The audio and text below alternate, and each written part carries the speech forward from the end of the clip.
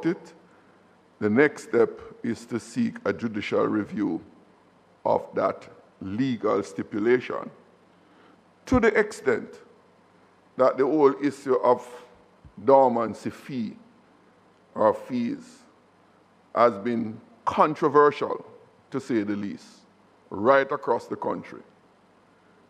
And if the BOJ is the regulator of the financials, of the deposit-taking institution, the banks, they are regulating on behalf of the government and they are regulating on behalf of the country. The regulator acts on behalf of the public. And to the extent that you have a question about the legality of a charge that has been deemed oppressive, unreasonable, unfair, unjust, and all the adjectives we might want to attach to it, the prudent thing to do, at the very least, is to seek an advice from the Attorney General Chamber as a first step. They have their own in-house legal opinion, and to the extent that it differs from what the public's perception, understanding, including mine, is the prudent thing for the BOJ to do, to test the legal strength or correctness of that provision, is to go to the Attorney General's chamber. And better yet, to go to the court to seek a judicial review.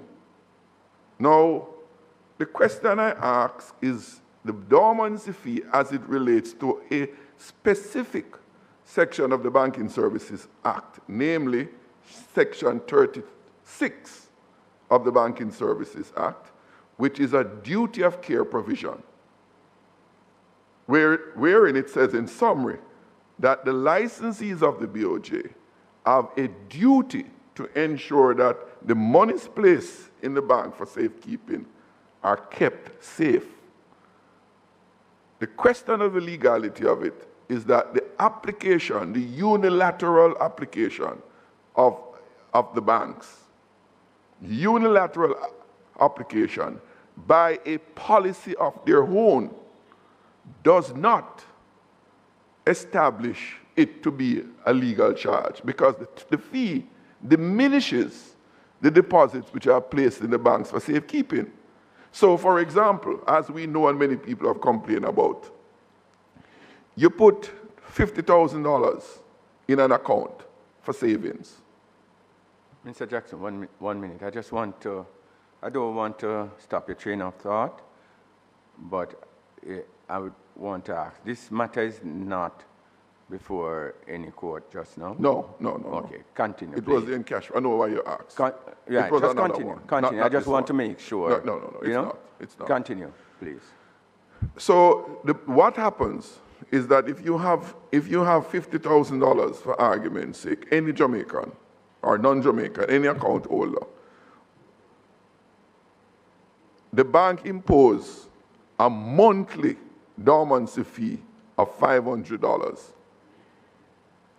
In 10 months, that's $50,000. And that account now reaches zero. And in the 11th month, it goes to minus $500. And in the 12th month, it goes to minus $1,000 per month. So a depositor who was a saver now become a debtor to the bank. And if that person walks into the account, into the bank, and put a deposit in there for $3,000, immediately it's reduced to $2,000. Now, as I said, the act, the legislation, the law says that the banks have a responsibility to keep funds placed with it safely. The banks would have unilaterally take steps to diminish the account, because people put money in banks for safekeeping. Savings account are for safekeeping, unlike, say, a checking account that is a working account. To the extent that that is egregious to the banking public, The only reasonable thing to do is for the BOJ to get a legal opinion on it. If the law needs to be changed, then the legal opinion then would guide Parliament as to what to take if another intention wants to be achieved. So in that regard, Mr. Chairman, I am submitting before this committee that a formal request be made to the Attorney General to offer an opinion. I had sought to do it for the records, and the clerk of the House is aware, and I was told that it has to come through the committee. I could not do it individually. So in the circumstance, I am humbly making the request that this committee formally makes the request on the Attorney General to proffer an opinion on whether or not the imposition of dormancy fees, which they have now suspended, and for the records, it was stopped in 2018 because I had publicly indicated that I would sue the banks for that charge. And they suspended those charges within 2 weeks. All of them suspended it. Obviously, your legal advisors would have pointed out their vulnerability. So it's no longer being charged, but it has been charged. And if it is a breach of the law, it would constitute an illegally collected fee, it would constitute an ill-gotten gain, and then the BOJ would have to make a determination how the persons so affected are going to be compensated or how they treat with it going for, in respect of what has happened. To do nothing, Mr. Chairman, is tantamount to a man used to rob the gas station or the grocery store every week for the past 4 or 5 years. But he stopped robbing it now. He would have stolen $10 million over the period. And because he stops now, that means that it's okay. If the BOJ and the government, whichever party in power, should take that approach, it's a very dangerous message we're sending to the public. Take whatever illegal steps you want to take until you're caught, and then if you stop, you're okay with what you have gotten. Our legal jurisprudence don't permit those things. That's the reason why you have forfeiture provisions in law. That benefits that you accrue illegally are forfeited. And it's dealt with otherwise. So it's against that background, Mr. Chairman, that I am seeking the committee's approval to make that request of the Attorney General's chamber so we can guide. Is it, Mr. Speaker? We, all of us, Chairman, you might get there soon. Maybe sooner than later. Mr. Chairman, we, on both sides of the aisle, whether you're a JLP or a PNP, we are sent here to protect the public's interests. They don't have anybody else to go to but we. And it's our duty to ensure that the institutions of the state act in protection of the broader public interest and to preserve confidence and trust in our financial sector. That is it for that. Second one, which I'm going to close on. Yes. Sure. The member wants to interject. Yes, but I was going to I will allow you, and then I'll make my comments with regards to what the member Jackson has said. Sure. Go ahead. Thank you, Chairman. Chairman, the minutes reflect that I led inquiry into the practice, and the answers came back, and I assessed a number of the responses. Having reflected on it and going through the minutes, I'll have to agree with the member that there's a logical next step, that we should not rely solely on the BOJ's in-house opinion, though we asked for it. But it was intended as a first step to get us to an answer. But the BOJ itself is the regulator, and it has not seen it fit to act in ways that we believe sufficiently protects the customers, so that in those periods when the dormancy fees were being charged, it was only after question was raised, and I recall that I raised those questions very early at another time about the appropriateness or even the legality of the fee. So my submission is that I would have to agree with the member that it is entirely appropriate for us to get a definitive legal opinion on that matter, and depending on what the ruling is by the Attorney General, the Parliament, through this committee, will then have to decide what next appropriate step it might want to take to plug what we believe is a loophole in the law that allows for certain inequities to be perpetrated on our our vulnerable banking community. So I'd want to submit that I agree with the member that that's a logical next step.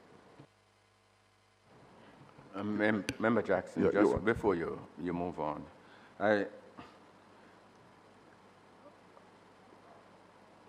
when you started to comment, you did say that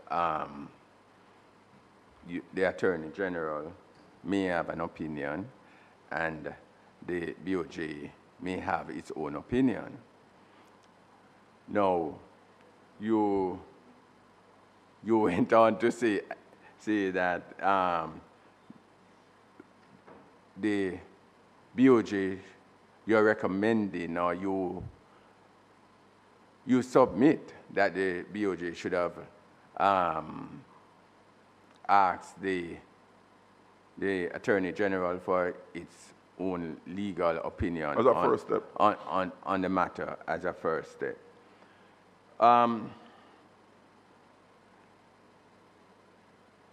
Agencies do have, and other bodies do have that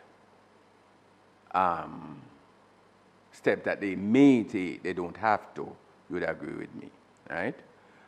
It's so happened that they have not taken that step. Attorneys differs, so does other learned profession, differs in opinion from time to time. And I agree with you that where you have difference of opinion, the judicial review is where any democracy would look to. Okay? And so I don't have any difficulty in hearing the opinion of the Attorney General on the matter. Because certainly, as you have said, all members of this House are here to protect the interests of the public. And we would love to hear the opinion. Now, having any opinion that comes from the Attorney General will either one of two things. Will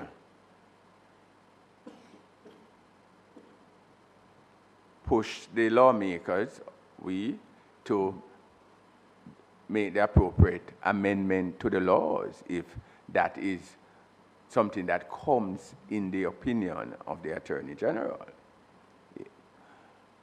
Or an individual, a citizen of this country, may choose to take the matter to the court, as that individual would have locus standing to do so, right? I don't think I agree with your analogy, though, Member Jackson, where you said that to have an alleged, to have somebody robbed. You never use the word alleged. And I don't want it to be said, and I'm sure you never meant it that way, that, and you would have included the word alleged robber, because you are saying that without more.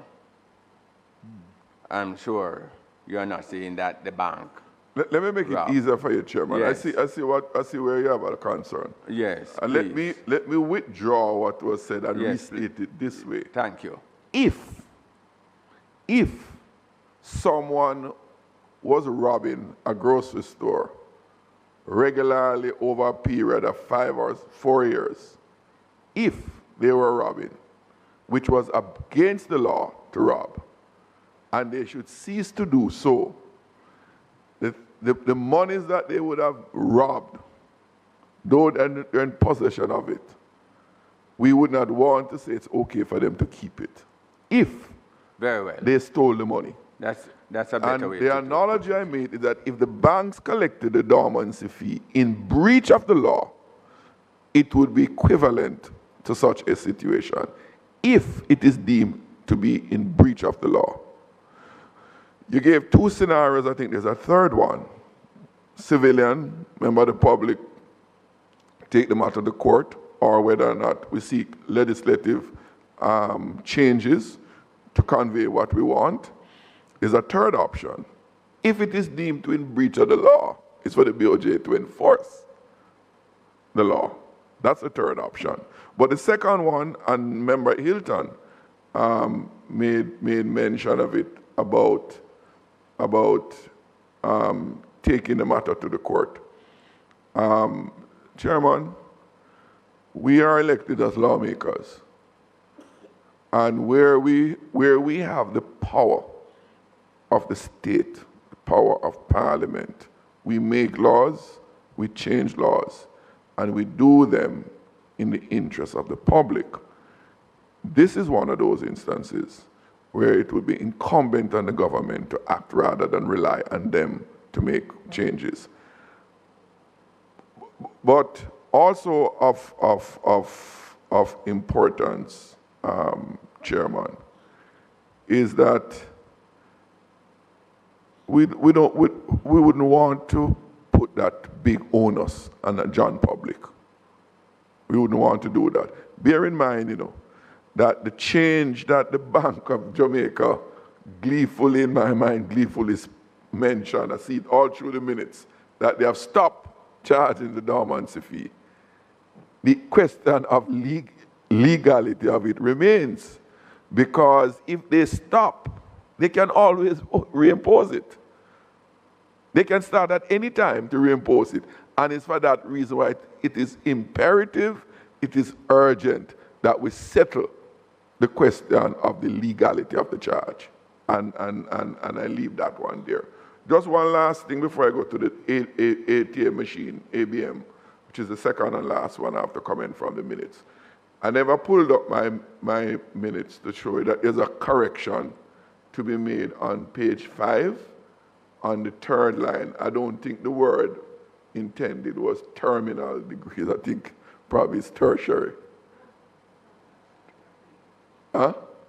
It's terminal. It's a PhD, terminal degree. Okay, fine. It's a I term of like art. that. Okay, It's a term of art. The ATM machines, quite simply, Chairman, you recall, and the minutes reflect it, the 9 months for implementation would finish the end of this month. So I just want to humbly submit that the committee, we are going into the Christmas break now, that we now make a request that in January, which would be over a month and a half after the expiration of the implementation phase, for the BOJ to give a report on how the standards have been working and in terms of compliance on the one hand, and I would want a detailed report on the compliance, institution by institution. That's what I meant by detail, so we know where the breaches or non-compliance are taking place. And you'll recall in the deliberation with the BOJ, when the question of the absence of pecuniary penalties was raised, the Bank of Jamaica was very reluctant to go down that road and sought to convince us that the moral suasion by the BOJ would cause the banks to comply. We want to get a sense of where they are relative to the compliance or more so non-compliance, if any, on it. But in summary, if in January we could have a report, it would be useful. And I raise that, Mr. Chairman, because a number of persons have reported difficulties. Member from Westmoreland in the minutes reflected on the difficulties and myself and yourself as rural constituency MPs to travel 40 miles to get your paycheck. Remember, the companies and the government not paying with cash, with check. They can go anywhere and get it. It is through the machine, and persons have to travel in those situations and to collect their pay. It is unacceptable. I had the difficulty traveling from Kingston to Hanover. When I reached in Clarendon, all along that corridor, I couldn't find one ABM machine that was working to withdraw cash. Not one I could along that corridor. That was my one occasion I personally had difficulty. But many persons and colleague members of parliament have spoken to it. It is against that background,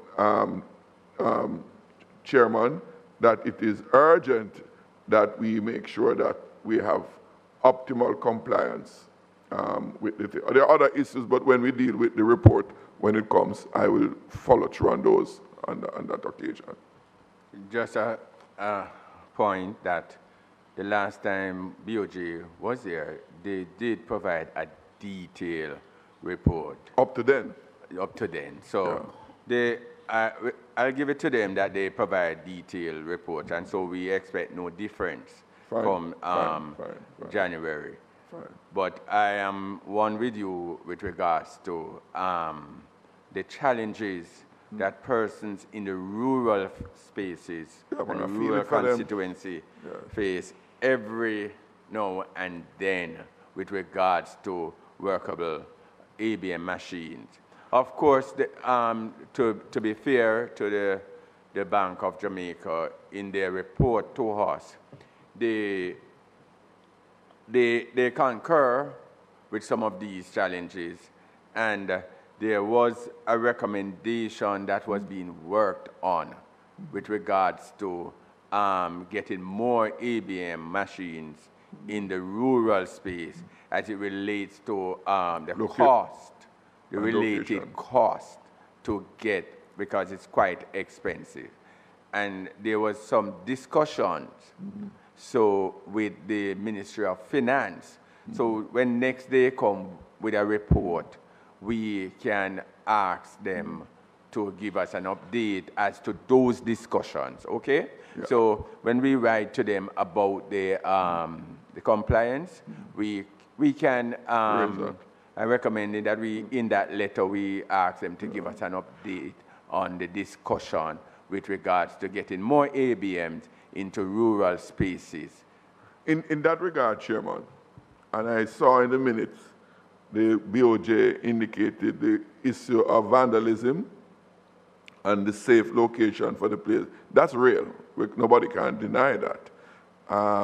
In that regard, and the BOJ governor asked for MPs and others to make suggestions, because we are operating in an age of electronic, predominantly on electronic financial transactions, and where it is that cash is critically important in the hands of our people right across the country, I think it should be non-negotiable that the government, and one of the recommendations we can put in our report to the full House, that insofar as rural communities are concerned, the BOJ look at the geographic spread of ATM machine and to consider two things. One, placing them in, say, a police station for the safety element. That recommendation was put at the last meeting. It was fine. Police station, preferably first option. Second one, a post office as another safe spot. And thirdly, Thirdly, I personally would not be averse. I'm not averse. Not would, I'm not averse to, one, the government relax any statutory charges that will impose extra financial costs on the financial institution to make such machines available in such public spaces, because there's a public good to be garnered from it. But remember, once again, the BOJ did indicate that there are some discussions along that line with the Ministry of Finance to make it a little bit, to see how best the government can play a role. And in fact, if my memory serves me correct, Member Jackson, is that the discussion was started by the Ministry of Finance. So to see in that how regard, best they could provide Mr. those Chairman, additional ABM machines and bear most of the costs or some of the costs. wonderful. Well, Mr. Chairman, you're here long enough. That point was raised at least 6 months ago. I was in that meeting when the BOJ raised that. 6 months ago. That's more than enough time for a decision to be made. Discussion is good, but discussion is not a solution for a problem. And therefore, the reason why I suggested that we put it in the report, and we as a committee have a duty to impress on the government to accelerate these things that makes meaningful difference in the everyday lives of Jamaicans. But to be fair now, Member Jackson, I agree with you about getting it in the report. But we have just suggested that we need an additional report and an update on whether the discussion has gone to a decision, right? No, I can assure you, Chairman, if it was acted on, we would have heard it in the news. I am not aware, and I I listen can't to the speculate. news every day.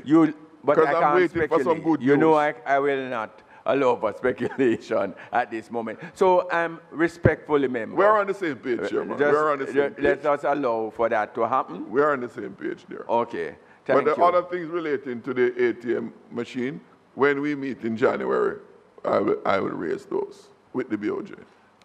Thank you, Member Jackson. Is there any other matters So I'm going to move the arising? motion for the Attorney General's report. And We are at one. we're member. at one. So that's a decision of the committee. We are at one. I Okay. don't see any difficulty. And I'll go further. As soon as it's available for the committee to circulate it to the members. In other words, we don't have to wait for a meeting to get it in our hand. Because that it's a is report.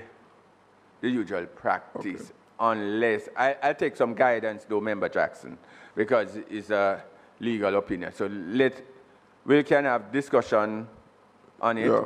Let us be guided and make sure we are following correct protocol and I'll go convention. further. But I would want to see what's the opinion of the Attorney General on this matter. No, Mr. Chairman, with all due respect, if the committee made a request for a report, The committee will get, all members will get it. yes. All members will get But the I'll go report. further. In the instant case, there is an opinion on the matter at the Attorney General's chamber now. There is one.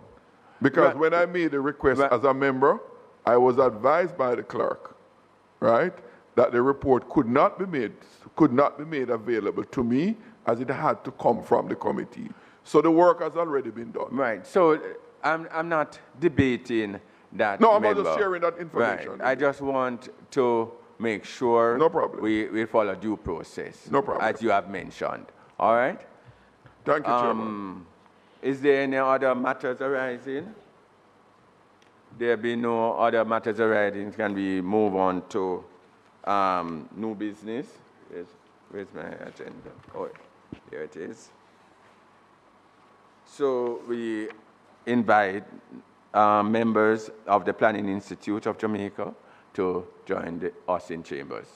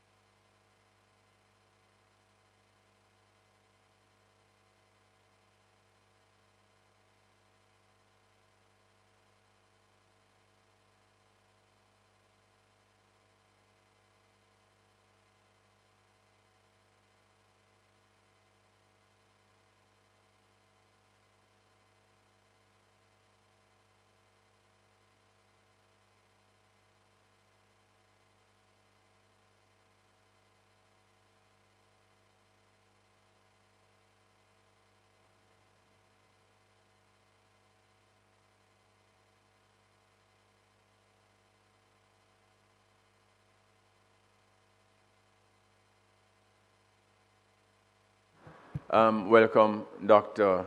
Henry. We have received your report. I don't know how much of it we have grasped, but we have done some fair reading of the report so far. And I'm going to ask you to just, for the record, introduce yourself and your team. Thank you. All right, thank you very much, Chairman. Chairman and committee members, colleagues, good afternoon. Accompanying me today from the PIOJ are Mr. Easton Williams, Senior Director, Social Policy, Planning and Research Division, Mr. James Stewart, Senior Director, Economic Planning and Research Division, Ms. Stevan Nugent, Policy and Development Strategy Analyst in the Office of the Director General, Ms. Nyasha Garaway, Director of Macroeconomy and Trade Unit, Economic Planning and Research Division, and Ms. Nicola Boyd, our Labor Market Specialist. Guided by the questions posed by the committee, my presentation today will provide some insights into the Jamaican economy, particularly focusing on the real sector, the labor market, and the country's continued progress towards inclusive and sustainable economic growth and development. Please note that matters related to inflation, wages, and industrial relations will not be treated within this presentation, as those are within the purview of the Bank of Jamaica and the Ministry of Finance broadly. So for real sector developments, the performance of the Jamaican economy has displayed volatility over the last decade, largely reflecting the impact of shocks followed by periods of recovery. This highlights the need to build resilience at all levels, economic, social, and environmental. Looking specifically at the industries in which you have expressed an interest, let me begin with the agriculture, forestry, and fishing industry. During the 10-year period, 2014 to 2023, the industry accounted for an average of 7.4% of GDP. The industry is comprised mainly of small and medium-sized farmers cultivating 5 hectares or less, and as at the end of 2023, employed 183,000 persons, or approximately 14% of the Jamaican labor force. While averaging real value-added growth of 2.4% for the decade, the industry's performance has been erratic. Growth in industry largely reflects a multiplicity of factors, including favorable weather conditions, government programs which offer support to farmers, and increased demand, reflecting the strengthening of domestic linkages with sectors such as tourism and manufacturing. On the other hand, the industry is extremely vulnerable to weather-related shocks intensified by climate change. Other factors adversely impacting the performance of the industry include predial larceny, which serves as a deterrent to new entrants, and the structure of the industry. Note that agriculture is characterized by small-scale farmers who operate informally, which has made it difficult for farmers to take advantage of economies of scale and has limited their ability to access well-needed credit to modernize operations. Looking at manufacturing, on average, the manufacturing industry grew by 1.4% over the last decade, contributing approximately 9% to output, and is the largest contributor to GDP in the goods-producing industry. For 2023, the industry employed 81,000 persons, or approximately 6.1% of the total employed labor force. The industry is primarily comprised of agro-processing and light manufacturing companies. With respect to the structure, the industry is largely dominated by micro, small, and medium enterprises, which totaled 712 in 2023, while the number of large firms totaled 136. MSMEs collectively face challenges that hinder their growth and development, including energy costs, which are relatively higher than that of our competitors. Also impacting the industry is the slow take-up of modern technologies to automate and digitize systems to improve productivity. Mining. real value added for the mining and quarrying industry averaged 2.6%, with growth recorded in 4 of the 10 years under review. The industry has faced several challenges over the years, which have impacted its size and contribution. Mining and quarrying contributes 1.8% to GDP and employed approximately 4,800 persons in 2023. The industry has faced challenges hindering growth and long-term sustainability. Among the challenges faced by the industry is inefficiency resulting from technological gaps. There is a reliance on aging infrastructure and outdated technology and equipment. This contributes to inefficiencies in extraction, processing, and transportation, leading to higher operational costs and longer downtimes. Trade. Like many other small island developing states, Jamaica's trade performance has been characterized by a high degree of trade openness coupled with a limited production base, resulting in imports outstripping export performance. Jamaica's import structure is heavily concentrated in mineral fuels, etc., food, and machinery and transport equipment, which collectively account for approximately 2/3 of the total import bill. On the export side, the main products include mineral fuels, crude materials, example bauxite and alumina, and food, which together account for 87.2% of total merchandise exports. This limited merchandise export base highlights the need for economic diversification. Having analyzed a select group of industries and trade, the key cross-cutting issues identified as impacting performance include: 1, crime and violence.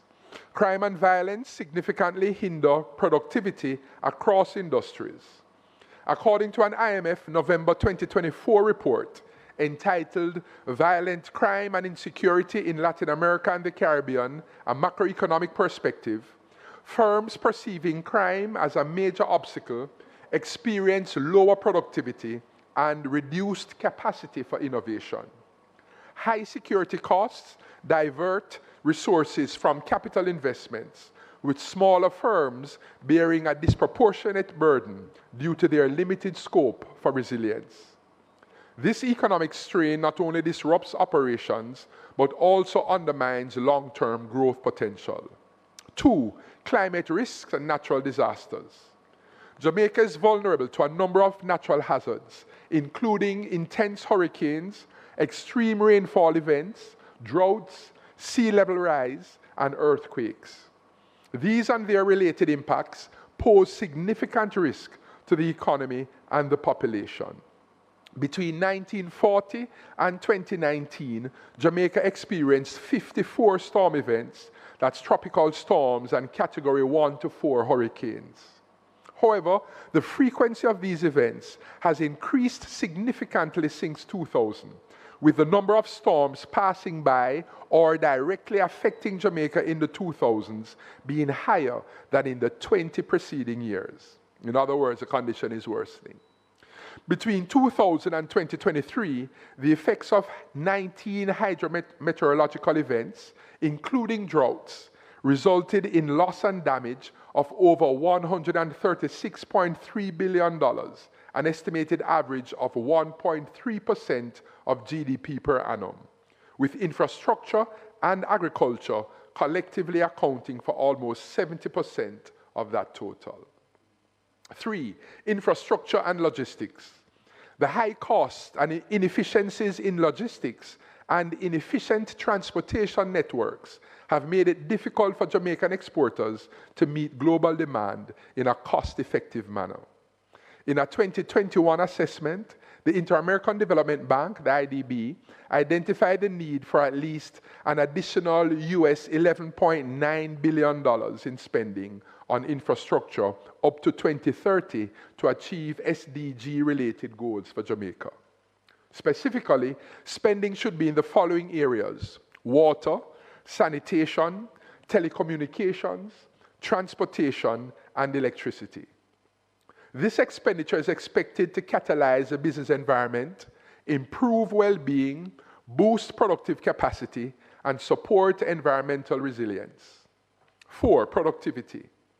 Productivity refers to how much output can be produced per unit of input. Productivity levels in Jamaica have been underperforming relative to other countries over the last 40 years. Using data from the World Bank, the PIOJ assessed countries with productivity levels close to that of Jamaica in 1980. These countries were the Republic of Korea, Malaysia, the Dominican Republic, Peru, Paraguay, and St. Lucia. In examining the evolution of productivity up to 2018, the data revealed a divergence in the evolution of labor productivity for the 7 countries.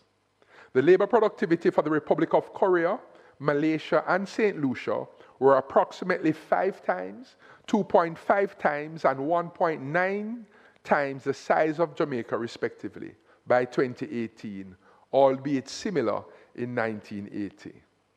This historical look on labor productivity growth between Jamaica and its comparators from 1980 to 2018 identified issues that Jamaica needs to address to close the productivity gap. These include addressing 1, innovation. This would involve research and development and collaboration between stakeholders in embracing disruptive ideas. 2, education. As the needs of the modern labor force evolve, it is essential to adopt digital skills through comprehensive staff training and the widespread implementation of these skills across educational institutions. 3, supporting infrastructure. There is need to improve road, sea, and air connectivity, as well as develop reliable electricity and water supply. And 4, institutions. We have to strengthen the capability of institutions to enhance the provision of social services, among other things. The PIOJ will continue to consult and work with our partners in relevant ministries, departments, and agencies, MDAs, to determine the most appropriate mix of strategies to pursue higher levels of productivity. Turning now to another question posed by the committee, specifically the question related to diversifying Jamaica's export base to reduce the dependence on tourism. Using the System of National Accounts, what we call the SNA, the hotels and restaurants industry captures most tourism activities, specifically accommodation and food and beverage. This industry accounted for 6.5% of GDP in 2023. Using the Tourism Satellite Account, TSA, which goes beyond the SNA, the hotels and restaurants industry, to capture all tourism-related activities, including transport and entertainment, tourism's contribution to GDP increases to approximately 9.8%. Note, however, that the Tourism Satellite Account was last updated in 2019. The industry is a key employer, supporting jobs in hospitality, food services, and transportation, and also providing linkages with other industries such as agriculture and entertainment. Employment in accommodation and food service activities, as at July 2023, was 109,500 persons, representing 8.3% of the total employed labor force. The number of males employed within the industry was 39,700 persons, while the number of females employed was 69,800 persons. The industry recorded average growth of 6.5% during the last decade, that's 2014 to 2023. Of the productive sectors, the industry is the largest contributor to foreign exchange earnings, accounting for over 60%. Recent global shocks, including the impact of COVID-19 on the industry, have underscored the importance of building economic resilience, as well as diversifying Jamaica's export base of goods and services. In fact, research has found that economies with greater diversity experienced a smaller drop in economic growth and employment due to an exogenous shock. Note that tourism can serve as a platform for driving diversification. Historical data show that the sector is as resilient or more resilient than other industries and has a large demand for goods which can be tapped into by local producers to diversify and grow their businesses. There have already been some successes with the agriculture and manufacturing industries which should be built on. Furthermore, Jamaica's heavy reliance on tourism as a foreign exchange earner can be tempered through enhancing economic complexity, that is, improving the diversity and sophistication of goods and services produced through the unique knowledge and know-how possessed by the labor force. A country with high economic complexity produces a wider variety of sophisticated products that few other countries can make. This often indicates a high level of knowledge and capabilities within the country, which lead to greater economic growth and development. The most recent research done in 2021 by Harvard University's Growth Lab ranked Jamaica at 79 out of 133 countries using the Economic Complexity Index.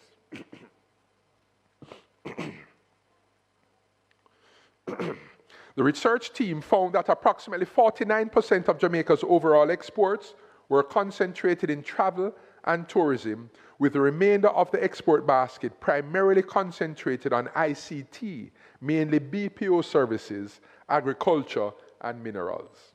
Sustainable economic growth is achieved by diversifying production into new products of increasing complexity. It is recommended that the diversification of the economy be executed through emphasis on utilizing higher forms of capital, with a focus on increasing the value added in production and exports. That is, moving from a dependence on basic factors of production and the production of natural resource-based exports to the utilization of new technologies to produce higher value-added exports. Looking briefly now at the state of the labor force.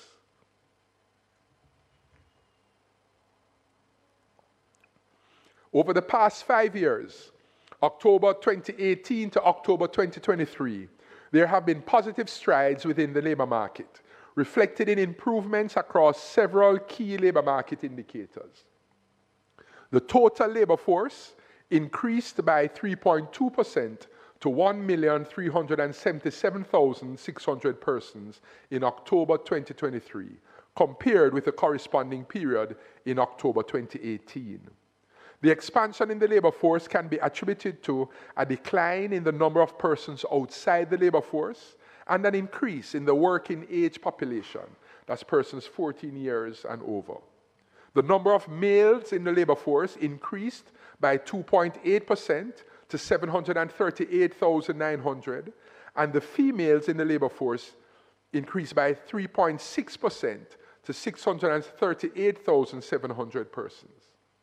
The expansion in the labor force can be seen in the growth in the labor force participation rate by 1.5 percentage points to 65.5% in October 2023. Both female labor and male labor force participation rates increased by 1.6 percentage points to 59.6% and 71.7% respectively.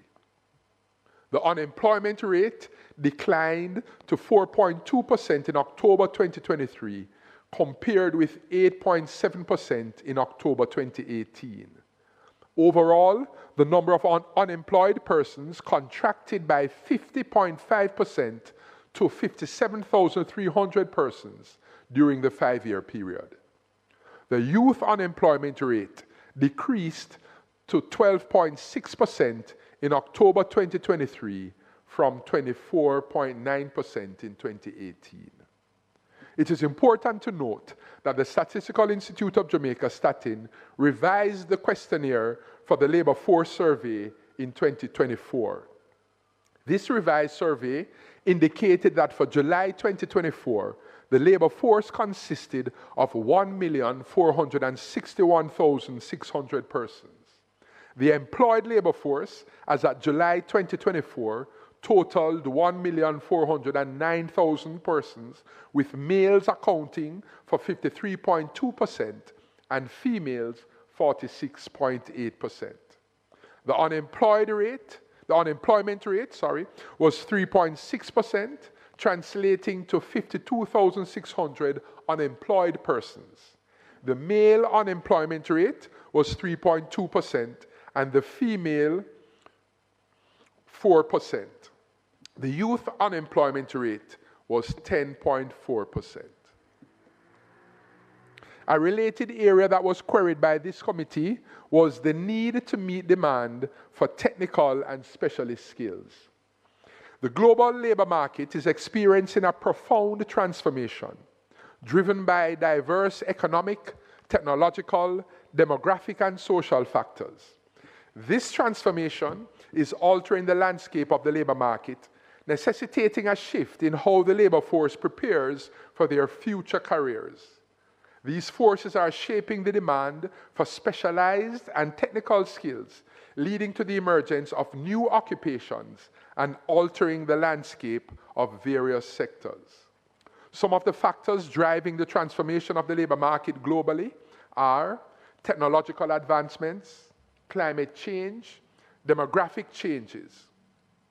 It has long been recognized that it is crucial for the Jamaican labor force to adapt and acquire these emerging skills to remain competitive in the evolving job market. By aligning the skills of the workforce with the demands of the emerging sectors, Jamaica can enhance its global competitiveness and attract new industries.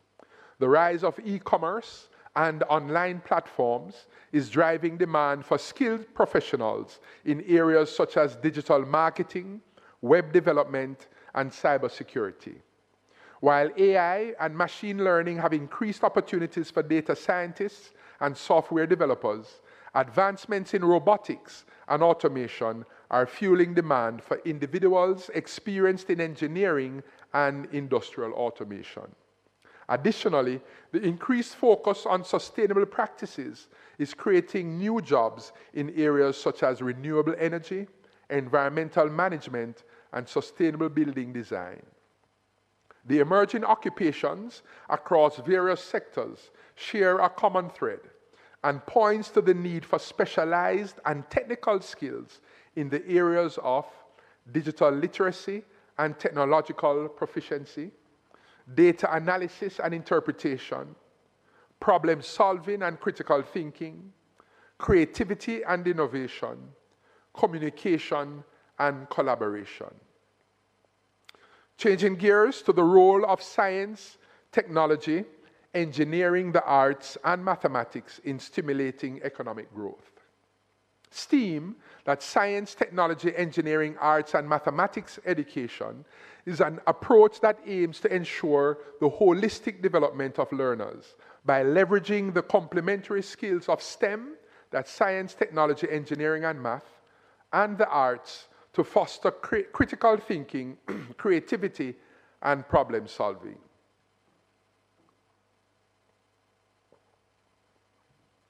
As Jamaica strives to become a knowledge-based society, STEAM education is necessary in developing a skilled labor force which fosters economic growth. The Technology and Innovation Report of 2021 suggests that governments should focus on the promotion of STEM subjects, particularly among female students. The integration of arts in STEM education is important as it drives creativity and innovation. The United Nations Conference on Trade and Development, Creative Economy Outlook for 2022 posits that the creative economy is a fast-growing sector that promotes innovation and contributes to our country's economic development. It is estimated that for Jamaica, the creative industry contributes significantly to output and job creation.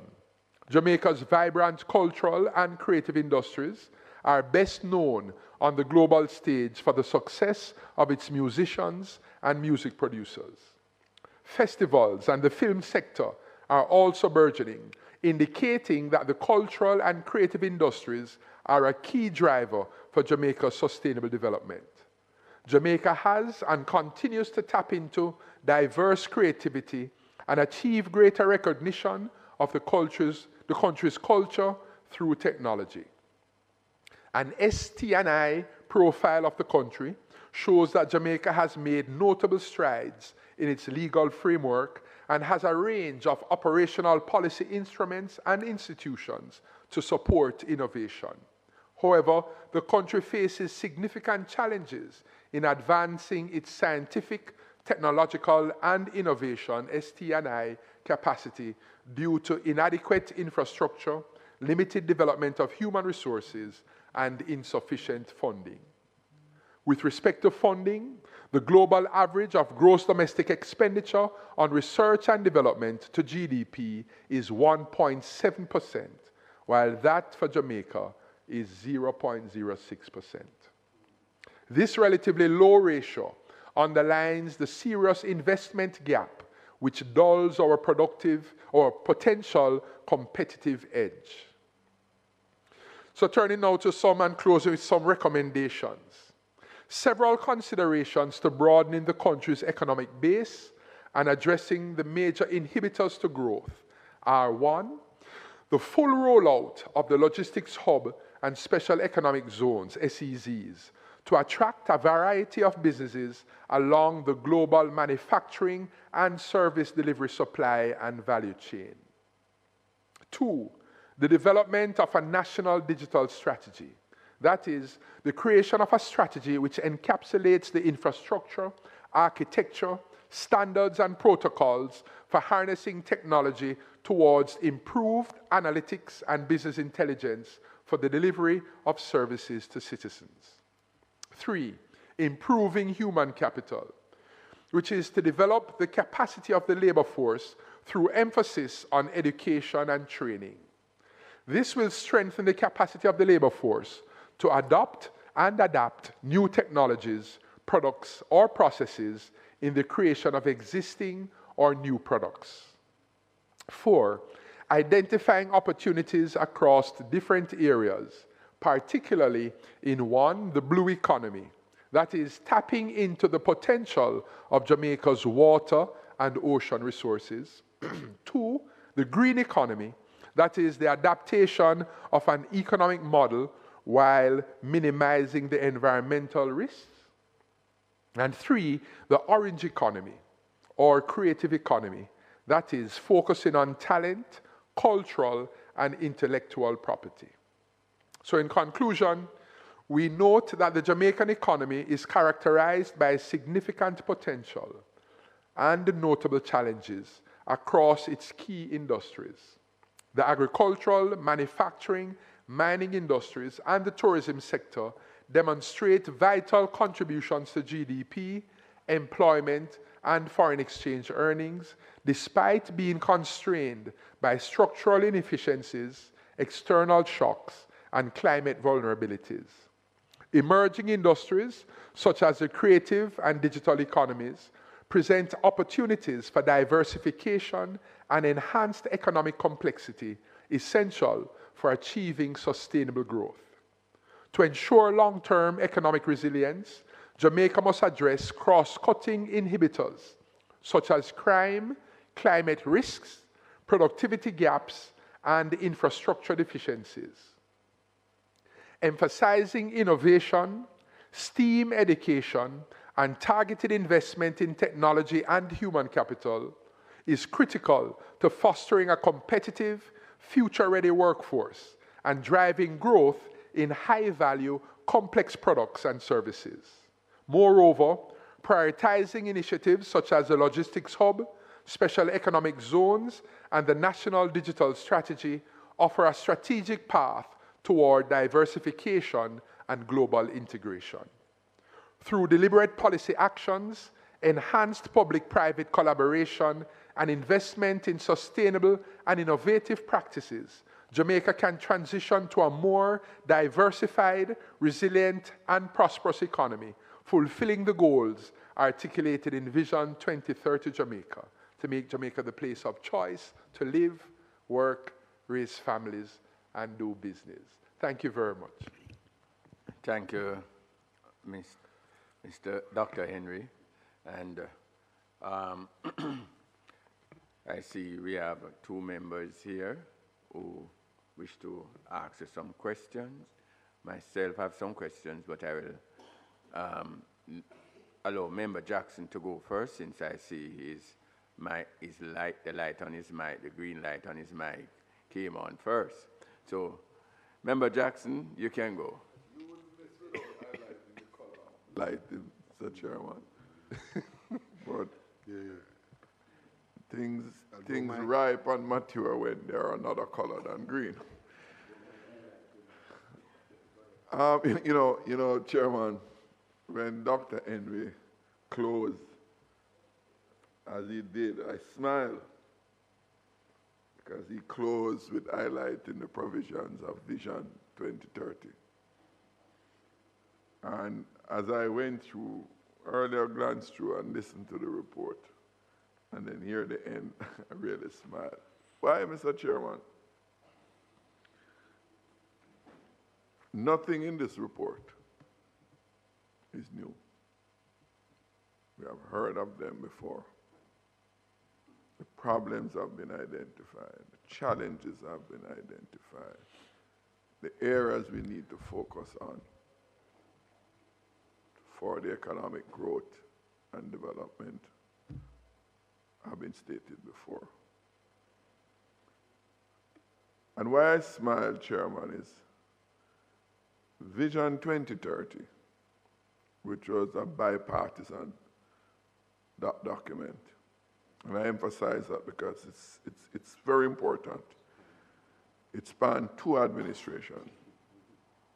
Started in one, PNP administration, and culminated in the JLP administration with full concurrence. And one of the reasons why it had that full concurrence, because of how it was developed by the POJ, consultation across both sides, and what we saw was, we could say, a consensus document. Set targets and milestones, how we get to that developed or more developed state. And so we said back then, if we're true to the provisions of Vision 22, every budget cycle would represent one step towards those goals in terms of implementing the things that we have identified as stumbling blocks. We are where we are, quite a way off. We never abandoned it, and I agreed, because even though you don't reach the target, it doesn't mean that you're going to abandon pursuing the target.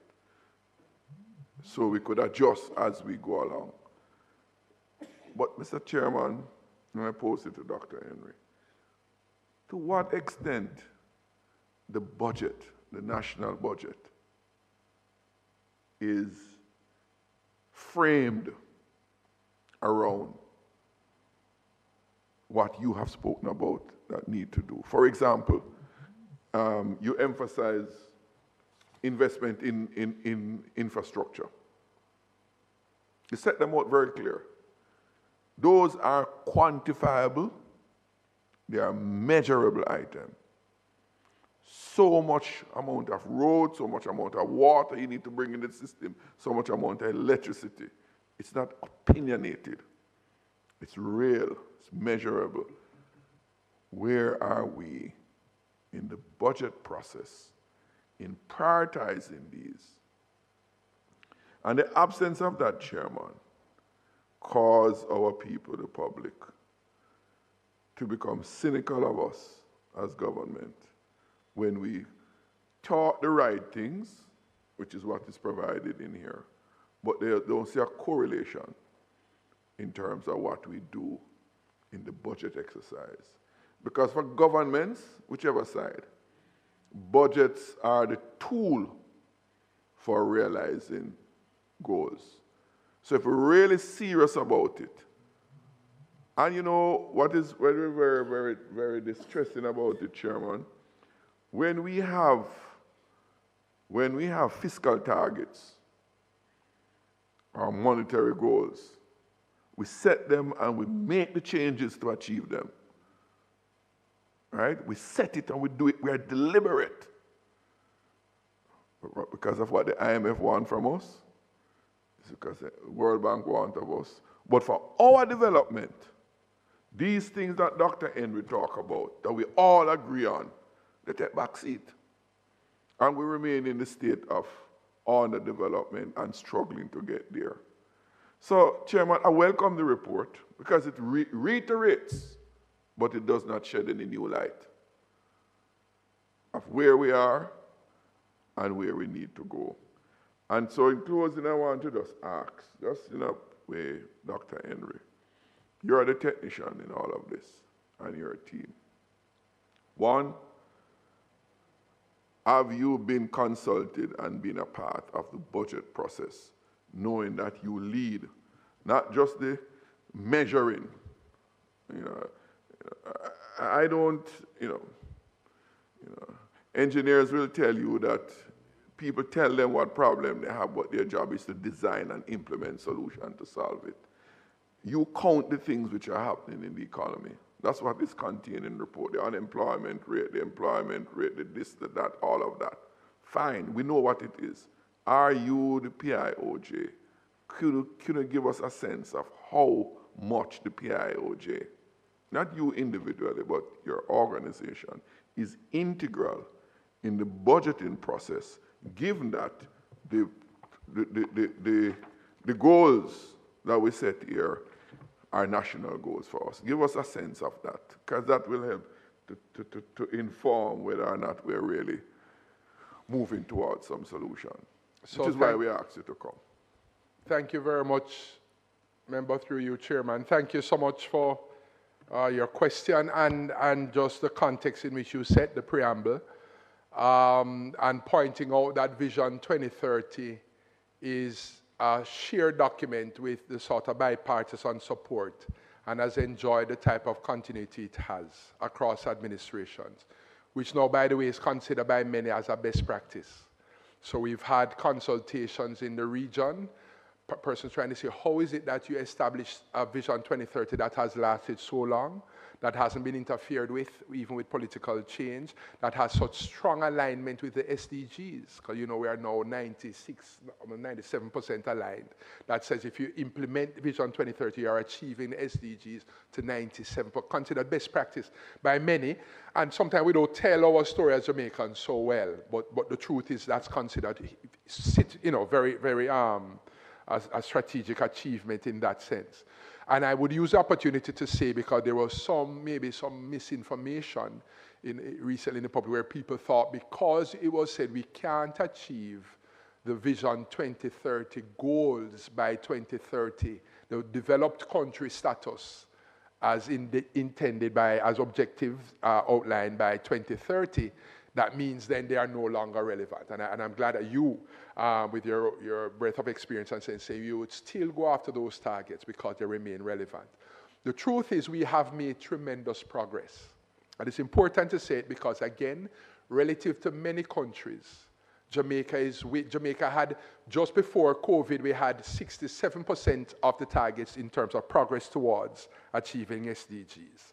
And we said somewhere, the challenges, especially around some of the environmental indicators, challenges with how we measure. And so for some of the remaining, there were slippage in some areas, as we know. And then, of course, because of the COVID-19, we saw some fallout again in terms of poverty headcount. We saw fallout in some of our numbers in terms of educational fallout. And so, but we've made strong improvements. And you highlighted again the macroeconomic improvements. And I remind persons, particularly persons who are not aware, we are aware very much here in Jamaica because it's a shared sort of collective achievement with all that went into, wage freeze, everybody participated. But for persons looking on who don't know, we made the point to say, well, to achieve the types of improvements we saw in macroeconomic and fiscal consolidation, it came at the cost of something. So that you recall now the challenges with the high primary surpluses, and so to reduce the debt, it meant that until you could have achieved some level of reduction, you could not crowd in the other types of private sector funding, etc., because of the huge appetite of government. So that came at a cost. And then the articulation is, having done that, then we are now setting a stronger platform to achieve some other things. But we don't minimize a lot of what's been achieved. And again, in some cases, from 148% of GDP to now just over 70%, very significant. I've said that to say, even with those achievements, so it came out initially in 2023, this is 24, last year it was said, Secretary General Antonio Guterres made the point that only 15% of SDG targets will be achieved globally by all countries. No, that's been revised now to 17%, right? Just recently, this week, they said, no, 70%. I was pleased to hear that the number went up a little, and I was going to do a deeper dive to see in what areas. So countries are in trouble, including Jamaica, significant follow. But that still says, if it's for an average of 17% of being achieved, and in Jamaica we are still up above 60% of that progress, that means we are doing relatively well. We don't tell the story that way because we know these are issues of improvements in lives and livelihood, so we're still focusing on trying to get the things done. But unfortunately, the narrative came in somehow that says, boy, throw this out, it doesn't matter, and we're saying nothing could be further from the truth. So having said that, the question then says, to answer your question, to what extent is the PIOJ consulted? Are we a part of the economic management, the budget process? The budget is a signal, as you've said, member, and a sort of roadmap of how the government plans to go about in terms of expenditure, decisions, revenue. We are very much consulted and have been for a long time. For a long time, and I'm saying that to emphasize, across administrations, as you know. So there is in the formal sense and a broad sense, when you think of the economic management of the country ourselves, the PIOJ, as you think of real sector and development issues, you think of the monetary sector, the BOJ, and you think of the sort of tax and fiscal issues of the Ministry of Finance. And the three of us have, the three entities, as you know, repeatedly have been present to present on the fiscal policy. And that's a feature. Very important. People think we collaborate in achieving certain forecasts and so on. We don't. We independently put forecasts out. Starting independently does their actual measurements. And the close alliance, people thought you must be consulting each other, and we don't. And it's a strength of the technique. So I commend the teams, not just PIOJ, tremendous team. I'm privileged to be a part of. And then Statin has tremendous expertise, as you know, BOJ, as you know. So we are part of what we call the economic management of the country. So in the formal sense, you have the cabinet planning retreat, and that's typically in September. Typically, it could change at any point. But we always have these planning retreats where we come to report on these matters jointly, and then in our area, then we speak on real sector, the same matters we'll cover here, as well as we speak on development results and as kind of dashboard, the same things we report often to the country in our quarterlies. And then we pick a different area of policy analysis. So Easton William heads social policy. So we've been speaking on senior citizens and opportunities and challenges as Jamaica faces an aging population. We spoke on the challenges of non-communicable diseases and what it means for burgeoning health care. And so we take that sort of foresighting, futuristic lens of and try to posit. So we are part of those analyses. And then another formal engagement is typically the cabinet budget retreat. So you have a planning retreat, and the planning is, the broad plans, as we look forward, and then the budget as it begin now coming up in January. Every January we have the budget retreat. We're now taking all the calls, the budget calls, as you know the process very well. And we are part of that process, again, giving assessment along with Ministry of Finance, speaking on some issues of the monetary backdrop. So we are very much consulted with. And then in an ongoing sense of implementation of strategic projects, we give a report. We've been invited by Cabinet to give a report on how projects are being implemented. So we give just an objective report and say these are the range of projects on the dashboard from all ministries, departments, agencies. Red light says we are in trouble, some not moving. Green light, those have been implemented or well underway for implementation. Amber says we have some bottlenecks, and they've asked for that report, and we've been reporting on that. So that's part of the management framework. And then the position of the Director General is that my position, I chair the Technical Review Committee for the Public Investment Appraisal, right? So all investment projects to assess feasibility. So along with the Public Investment Appraisal branch, as you know, we would assess just on a technical point of view, the environmental specialists, the economists, all the social sector specialists to ensure that the project has met certain criteria. Environmental safeguard, economic impact assessments, financial feasibility. And then we make recommendations to a committee of cabinet that is typically carried by the Minister of Finance. So we are a part of those processes and many touch points. And then in the overall policy development process and many policies. So we chaired some time ago the labor market. We housed the Labor Market Commission that reviewed some of the structural rigidities to Jamaica's labor market, chaired by the late Marshall Hall. And those recommendations then we would forward through the Ministry of Labor, of course, and make recommendations which included establishing unemployment insurance as a social protection safeguard similar to Barbados and others. So we are a part of that process. I'm just making a point, members, to say we are very much a part of the process. And finally, just to close out in terms of signaling effect. So we've spoken today of building resilience. We've seen that translate into a lot of what we've seen. The climate financing strategy that had been promulgated over a number of years. Minister Clark was very instrumental in this layered approach to financing with the disaster fund that the budget call, money is put aside, the $2 billion for that, and above that, a catastrophe bond, above that, the contingency credit facility, above that, the CRIF, speaking to building resilience, speaking to social and economic resilience, climate resilience. So that is a part. Infrastructure, we've seen, infrastructure programs, mid-P, and for us, a lot of times that has meant road, and maybe water and sanitation. And you saw the IDB report we mentioned that says, no, if we are going to close some gaps for SDG implementation and achievement, you're going to have to increase spending. And they were looking right across the region and said they have a huge gap. Jamaica's gap was 11 billion US in certain areas. But they're saying that the budgets have signaled movements in some of these areas. And the issue of crime and cross-administration, again, long time ago, private sector said, well, one of our biggest problems is crime and violence. And you saw right across administration a huge focus on crime reduction and citizen security. So, and then the budget spend and how you do modernizing policing and intelligence and building capability. And that's what the budget was signaling, that we're pushing more monies into these areas. When they saw the challenge of NCDs, they saw monies going into health. And they say, we've never built a hospital in over 30 years. And they saw, so the budget is that signal, as you've said, member, and I'm just saying that a lot of these things have been present in our reality. I hear you, Dr. Henry. The Prime Minister, in a major announcement recently, speak about the reset for growth.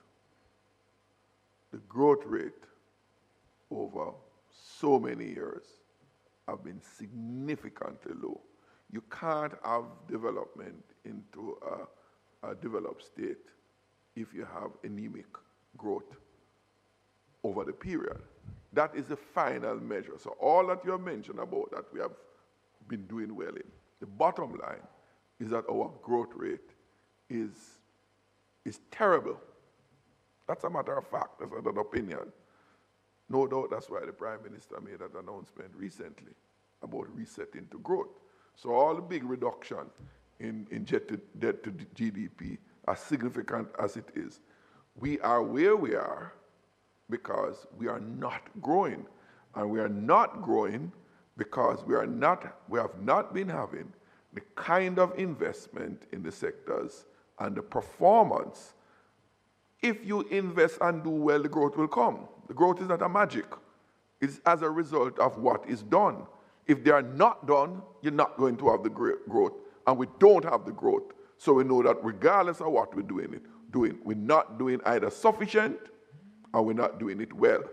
One example, for example, you mentioned crime and violence, which result in what?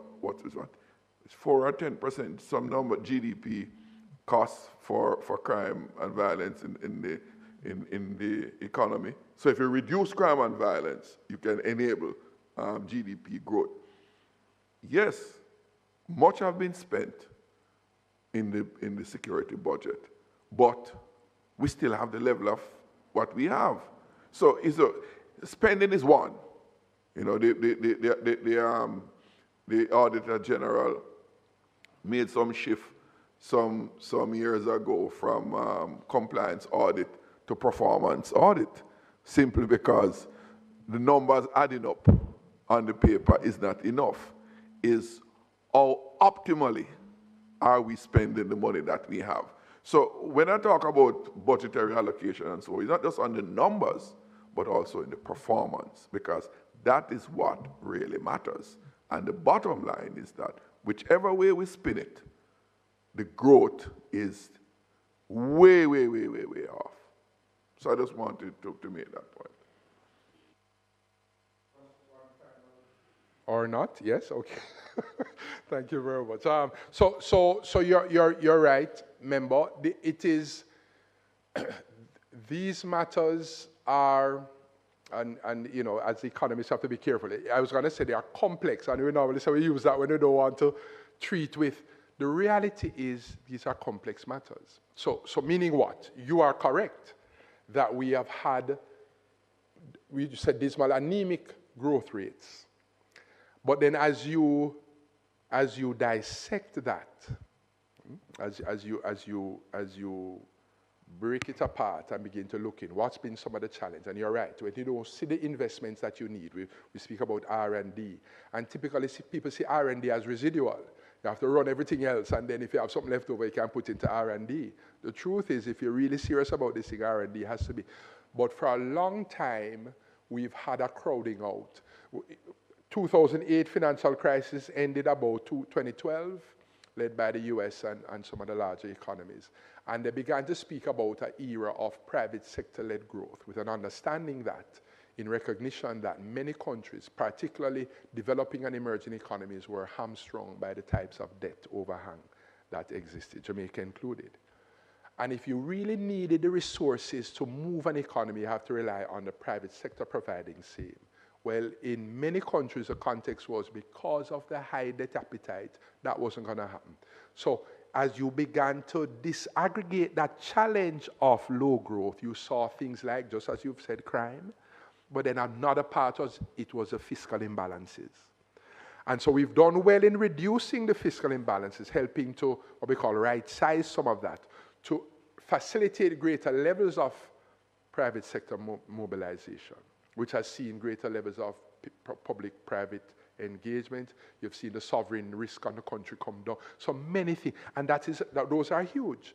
But it would, of course, take time. So to be fair, we've seen, and then crime, some people will say you've seen some levels of crime come down while others remain. It's a complex issue we're still tackling.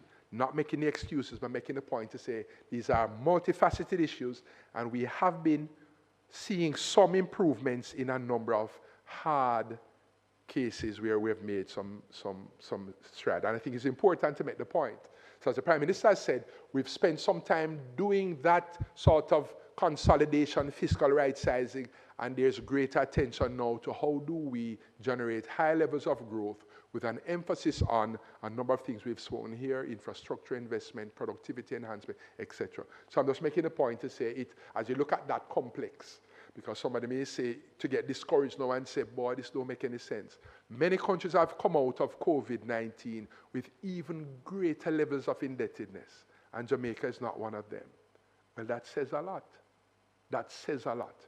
And the ability that we are able to generate transfers to workers, transfer payments to offset the fallout in COVID, that has minimized some of that impact. That says a lot. So I'm just making a point. Thank you. Member Hilton. Thank you, Chairman. I want to direct my questions to some solutions. The broad picture that has been painted, I have no, and the recommendations broadly, I have no issue with it. What I observe, though, and I want to put to you, that the sequencing of implementation, I suggest, is a critical part of the exercise.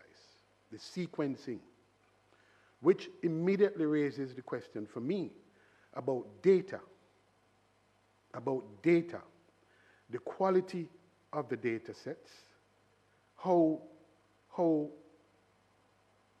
we gather, how we store, how we analyze. And I want to suggest to you that unless we plug that gap, the ability to influence to give confidence to policymakers that if you do X, Y, and Z, then you're likely to get these results, will remain a problem. Okay? You describe the economy quite well in ways that we understand and we know. But it was significant to me that when you touch on the creative economy, you didn't have no data. You didn't cite any data. And I saw that as just very significant. And it reinforces the point that I'm making. With respect to sequencing, I want to suggest that in addressing that problem, we have to look at the broader global context in which Jamaica, as a small island developing country with an open economy, have now to operate. And what is that context that troubles me most? This incoming administration in the US, and I'm not going to be limited to them, because my point is they've taken some decisions, well, announcements at this rate anyway, that they intend to impose tariff across the board. That's one. The other thing is, in the previous administration, because they had started this tariff approach as part of the geopolitical game that they play, and the Biden administration simply continued it. The point I'm making is that at the same time, they crippled the World Trade Organization. I'm telling you that, crippled the WTO. Why? To allow them to implement industrial policy and strategies. At the same time, we are simply, some of us continue to say, oh, industrial policy and strategy is a bad thing. When we now, with limited resources, are not attracting the level of private investment as we'd like for all some of the reasons you've articulated here. We are not going to achieve growth unless we look at very carefully at sequencing and some of the policy strategies that we must implement to maximize on the resources that we have. Because bringing down the debt is one thing, and it's laudable. We started that, and it's good. But then the question is, with the fiscal space that you're gathering, what are some of the policy measures you put in place to ensure sequencing? I come back to the sequencing issue. So you point quite correctly to my mind that implementation of logistic hub is a no-brainer. We should have done it years ago. But we temporized and we did all kind of foolishness. We have now a second chance. Why? Because the global environment allows for it. This nearshoring, reshoring thing is very serious. The whole global supply chain is being reset. Are we going to take advantage of it? Are we going to say, oh, the private sector will do it and let the private sector will not act sufficiently in areas. So I'm just saying to you, I believe we have to recast and we have to look at some of the policy strategies and recommendations we have insofar as implementation of all of the good things that you pointed out, which, as my colleague said, none of it is really new. But where we fail is we have to look at our data, because what doesn't get measured doesn't get done, and we have to look at our sequencing, and we have to look at policy strategies that must now be put in place. Thank you, Chair. Thank you very much, Member, and I think a lot of your comments very useful, spot on. The data is a challenge. So there's two things. Data is a challenge globally. And what a global agenda like the Agenda 2030, the SDGs, allows is that sort of global collective focus on a common set of issues. And in that context, countries are agreeing that data is a problem. Having said that, particularly, and persons who are in the know that Jamaica is seen as a leader in the region for data. But we still face the same challenges in data, meaning a lot of what we would publish on household data GSLC, ESSJ, the collectives that to do it annually, and so a lot of countries don't have that, right? And particularly developing small island, right? So having said that, we still share the challenge of data. So we just had a meeting of the National Oversight Committee of Agenda, the SDG implementation for Jamaica. We interface a lot with the United Nations and that broader agenda. And we made the point that data, and some other consultant doing excellent work showing, and it's interesting to use the term sequencing, because you're saying in this run up to 2030, very short time, what accelerators can we identify that we can focus on to help us to move faster in a shorter time?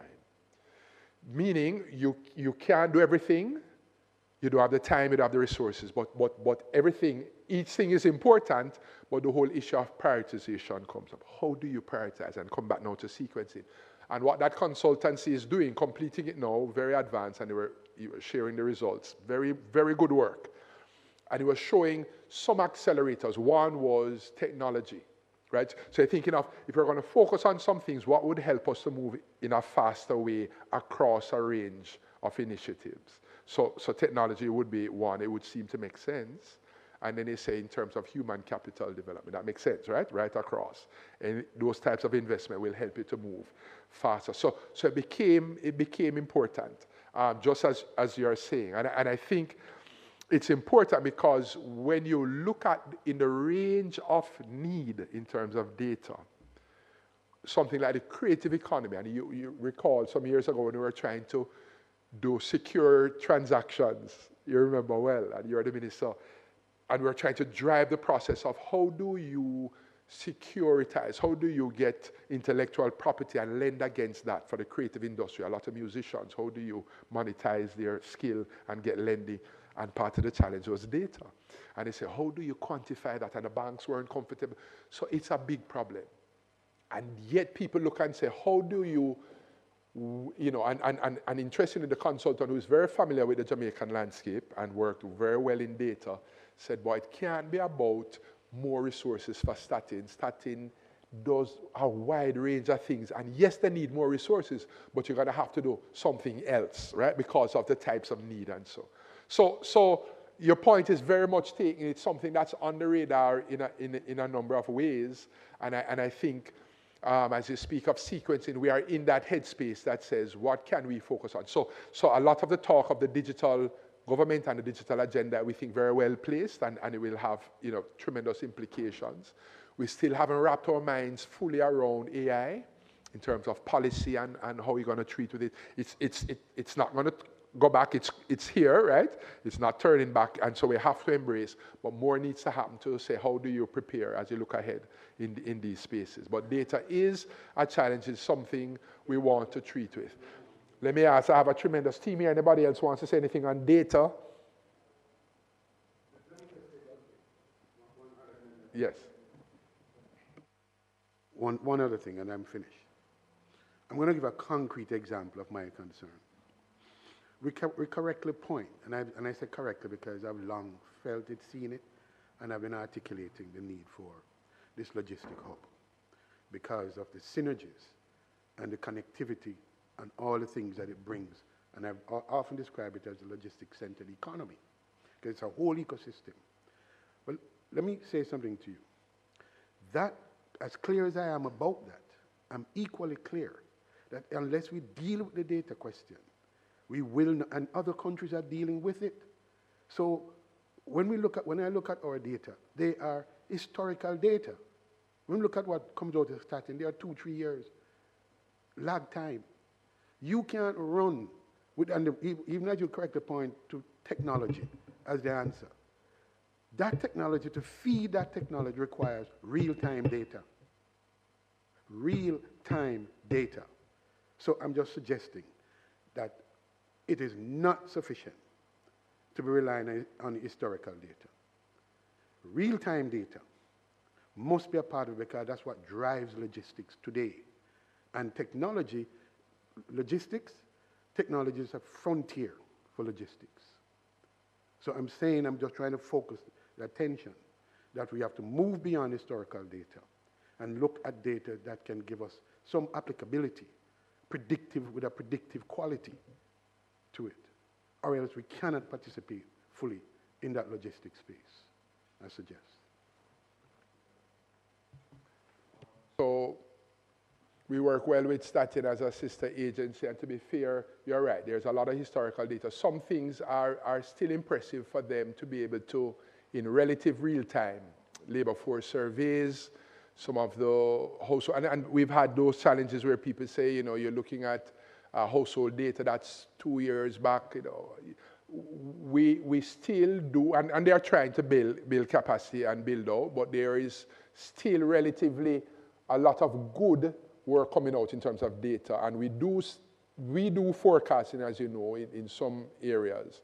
We want to do more to harness big data and big data analytics and the ability to generate quite a bit there, and so we are building out some more.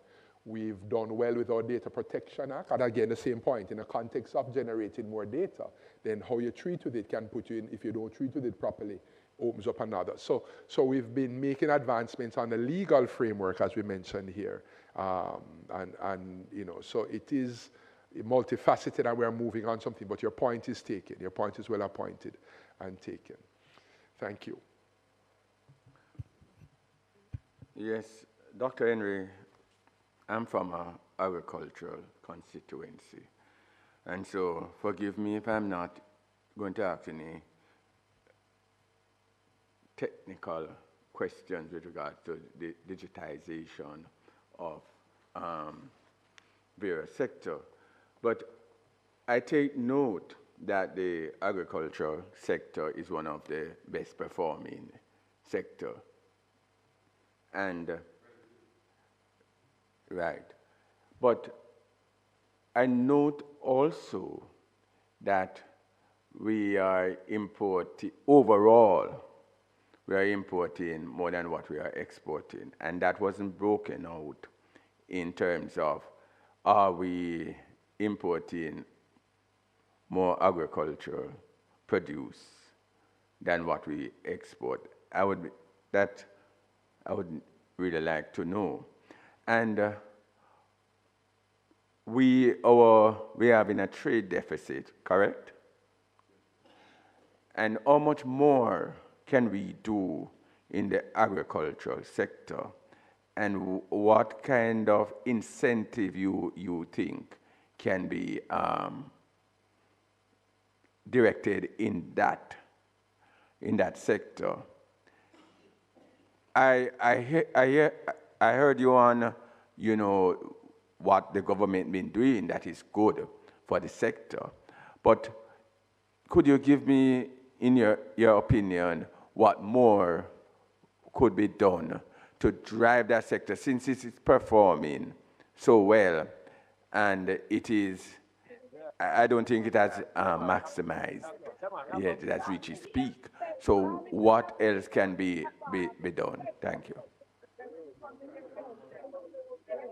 Thank you very much, Chairman. So very good focus on agriculture. Agriculture remains critical to the Jamaican economy. Many households, many Jamaicans derive, whether directly or indirectly, livelihoods connected to agriculture. The truth is, it is one of the most vulnerable sectors. There's a mic that's on. Are the best spear ever in our history. Mute your mic for me, please, Mr. Lawrence. Always attack and everybody has to hold it take long. That's something we take.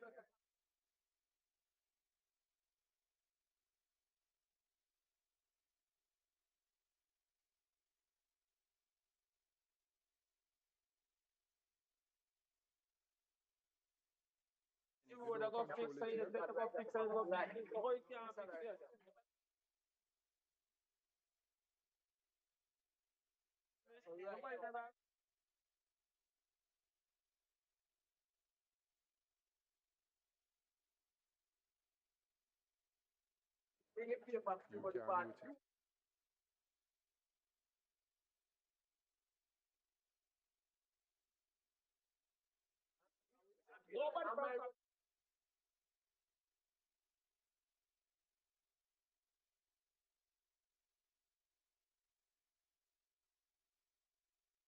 So thank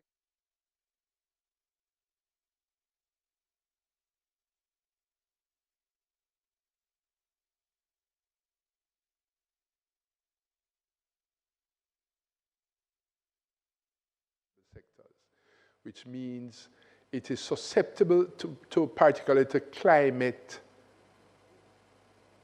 change impacts.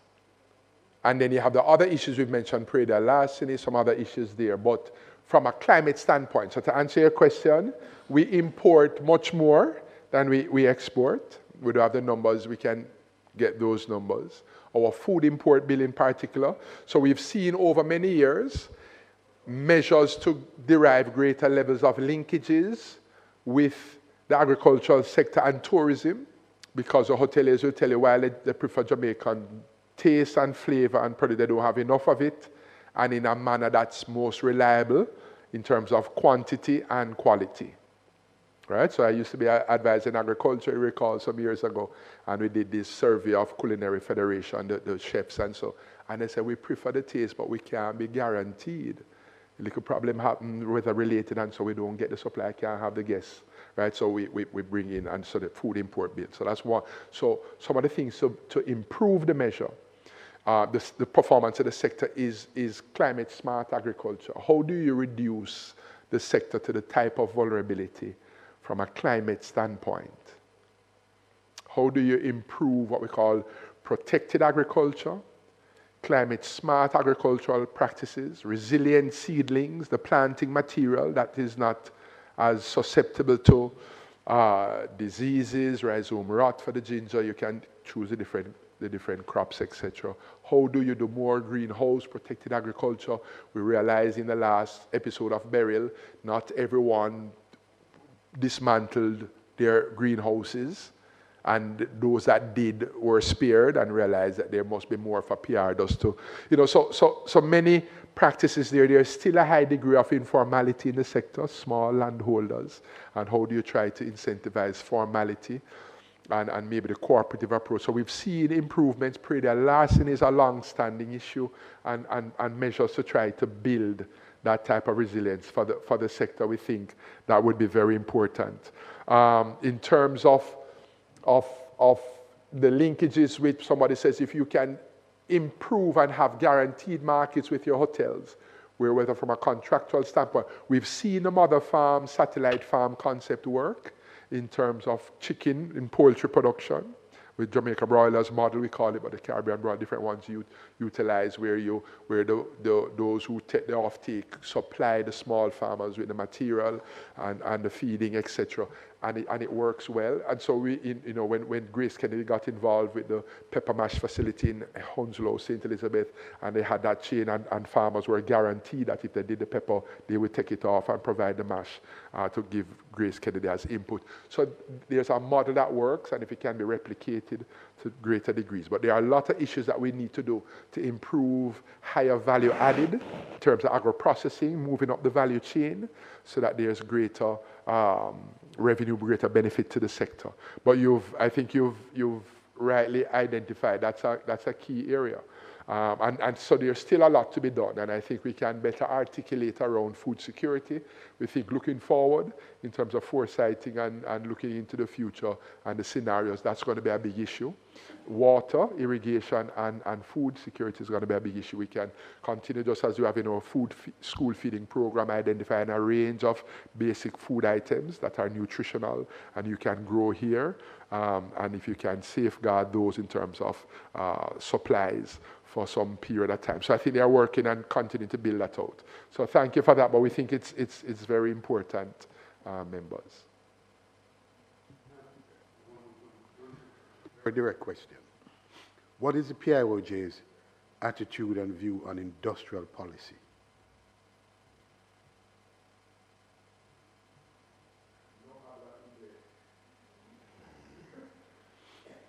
So so we've been, and so when you say industrial policy, you're saying inherent in that is a sort of theory of picking winners. You look at a specific industry to focus on and build out. And over the years, we've been, in terms of development plans, right, and in development policies, industrial policy, we've been a part of that. And if you're speaking in the current paradigm, and if it's not a matter of just nomenclature, just in terms of what areas do you focus on, right? And persons get a little concerned because it implies over time an either or, right? And we're thinking it doesn't have to be, and you're of that view. So if you're saying, are there areas that we would be,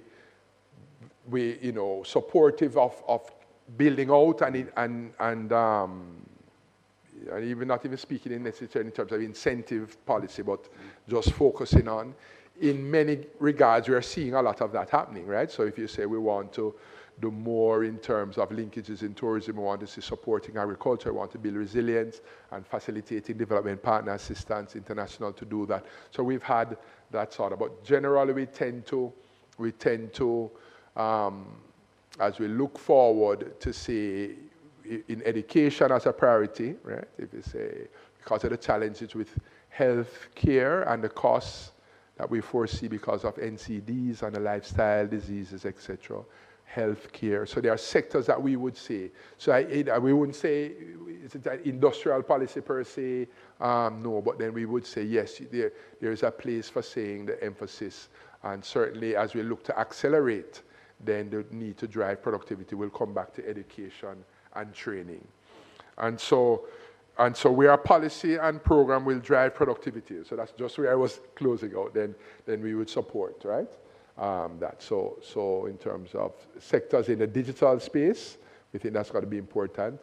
You've mentioned the logistics as a driver and a potential for moving the economy forward, and certainly we think that is important because it offers, and the analysis would have gone in to suggest the benefit of that and building out that space. We think that's very important.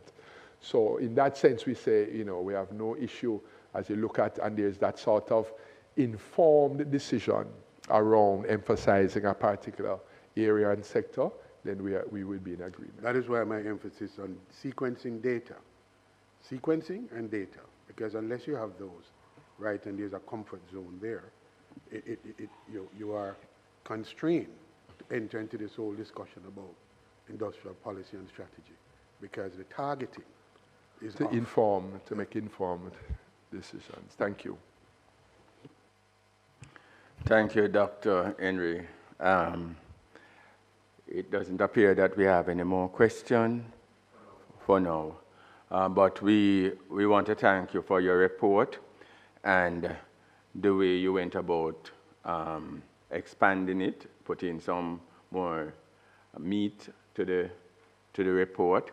Your report mentioned growth in several sectors, and among them was the agriculture, the tourism sector, the employment and your skill development. And you rightfully concluded your report by looking at our future prospect and things that we can do in that regard.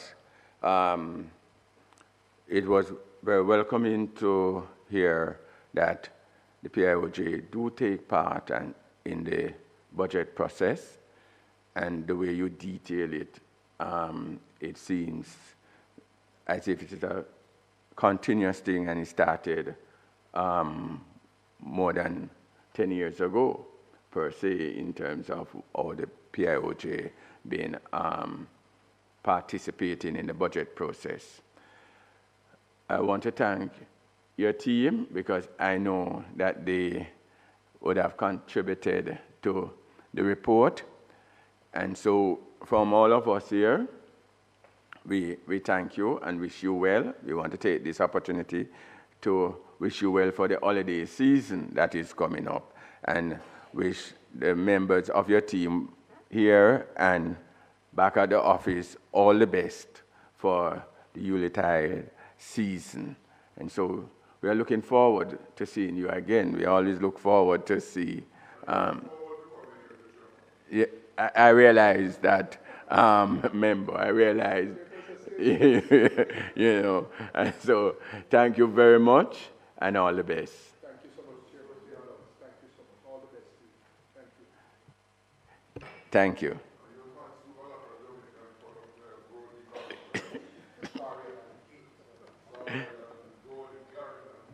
Yes.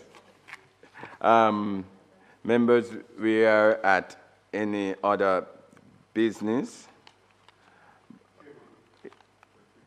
Yes, you're free to go. I don't turn on your mic yet. All right. Good, good. Thank you.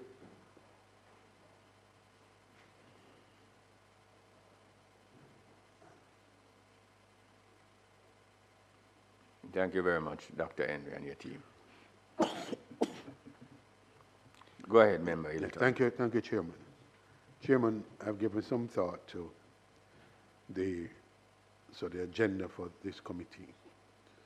Again, against the context that perhaps only the Prime Minister knows how much time we have, will have. But I believe that following on this, the PIOJ and looking at the economy, the real economy, that we need to look at some of the sectors, the institutions that makes the economy work. And the two that I want to suggest that we have, with the support of the committee, that we have to examine is the special economic zone. One, because it's new, relatively new. It has been performing for some time now. We don't know exactly where it has been since it has started. And I think an update from them would be very good to see exactly how that is functioning. And of course, another one is the Cannabis Authority. The Cannabis Authority, because it is an area that some people believe that has tremendous opportunity promises. And yet, from the news reports coming out, there have been seems to be some ambivalence about exactly where we go with it.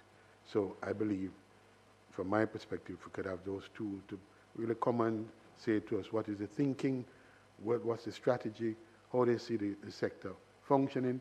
I believe that would be good, and I'm recommending that these two agencies be asked to appear before the committee in the new year. Yes, member. Member Jackson? No, just to add my support to the recommendation by Member Hilton. Interestingly, just this morning I was reading the Gleaner editorial, and the subject was the nutraceutical industry in Jamaica, for which some 9 years or so ago, when cannabis, ganja, was personal possession quantity was decriminalized. And the thinking at the time was that it will open up a whole new opportunity for all of the nutraceutical possibilities from the cannabis industry. We are about Dr. West and forget the other, Canasol and others. Nothing much we are aware of that is happening in the cannabis industry. And I say that, Chairman, against the background that one of our remit as a committee is to how we can use the Parliament as a catalyst to have movement in the various sectors that can stimulate economic growth and economic development in the country. And this is one area that many have said have a lot of potential. So I think it's very timely that we seek to see what we can do from here that can cause some movement to take place there. And just for disclosure, I'm also a part of that industry. So make that clear. Okay, member. Thank you. In addition to that here, I would want to suggest, and interestingly, the discussion we had just a while ago with the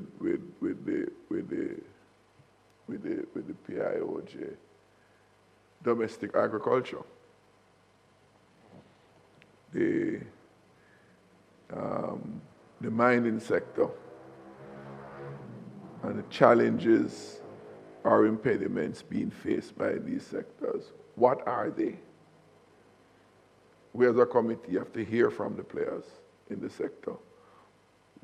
What are your challenges? What are the hindrances?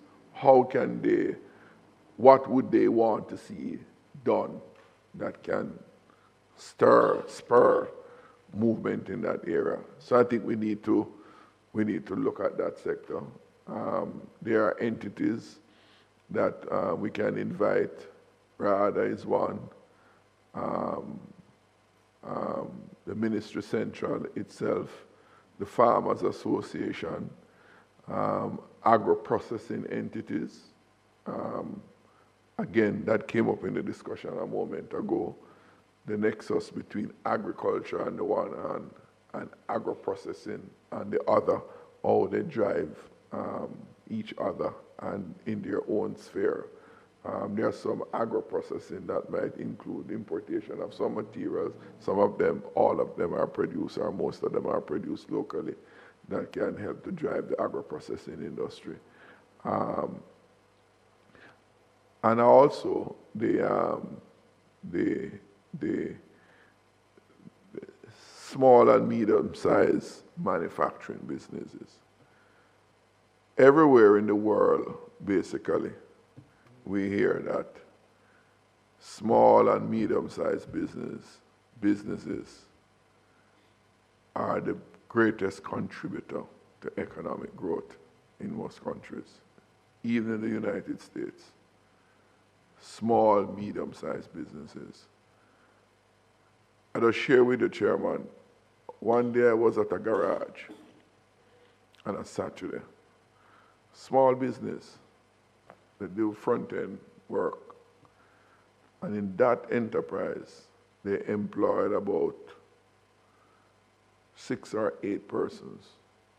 6 or 8 persons separately. That means 6 or 8 different households.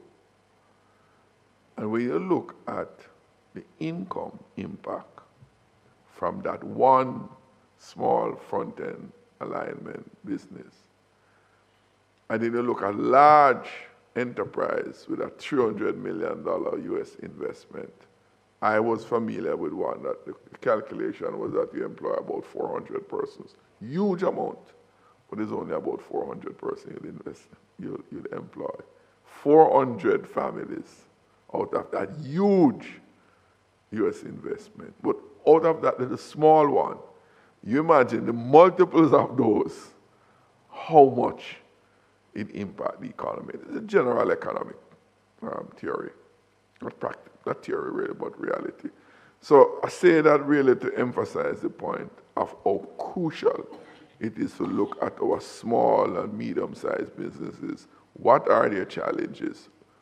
We have some ideas, but we want to know in concrete terms so that we can report to the House and the relevant ministries on these issues to have them addressed.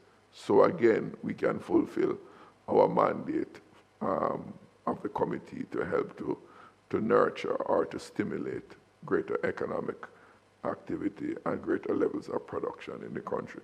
So those are 2 areas I think that we should schedule some meeting of come early in the year. I know we don't have much time for the rest of this calendar year.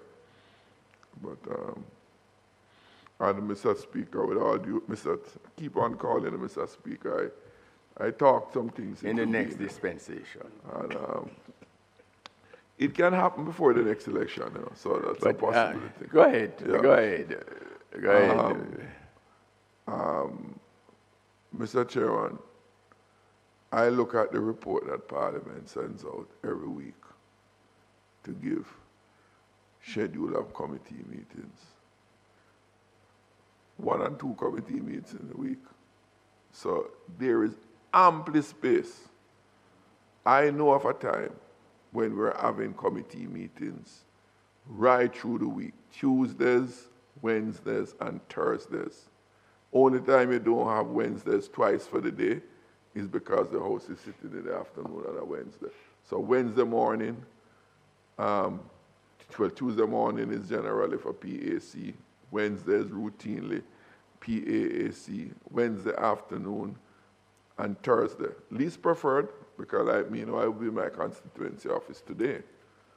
But because the meeting is scheduled for today, I have to say to my residents in South St. Catherine, you can't see me today, and I have to schedule a makeup day for that. But Tuesdays, Wednesdays, and even half day on Thursday. Well, I'm going to address it, member. And in fact, while we were having a discussion about BOJ, I was looking at the calendar of the House to see if we could meet January, and I opted to put to you, to the membership, us meeting the 21st of January. It's a Tuesday morning because it is open right now, and you would bear in mind, we have to bear in mind that a number of our colleagues that are members on this are rural member of parliament like myself, and so it can be a challenge, So we are inviting BOJ. We're going to send out a letter inviting BOJ based on what we have discussed, the ABM compliance report, and to give us an update as to the discussion surrounding the ABM in rural spaces, an update. And we are also thinking of coining a letter to the Special Economic Zone, the agencies that deals with that sector, to be here on that date, along with the, we are not sure, along with the Cannabis Authority. We want to send out all of those letters because we are of the view that we will get the commitment of most of them. And so we can get that date.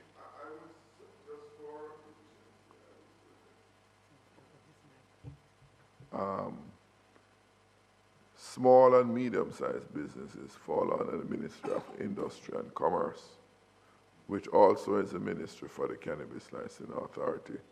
So to optimize the time, I think we could have one sitting to deal with. Yes, we would. I can see that. Yeah. Yes, I wouldn't put them at the time. So we could put those three. Yeah, with BOJ. No, I would say to take agriculture on another day. No, agriculture is not in for that morning. But my suggestion is that just in terms of where the relevant entities lie,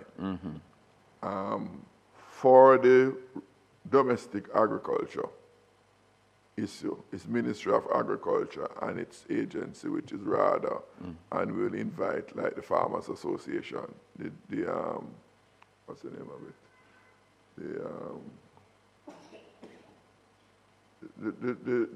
The Farmers Association, I know the right acronym for them, but they are the ones with RADA and the Ministry Central in one sitting.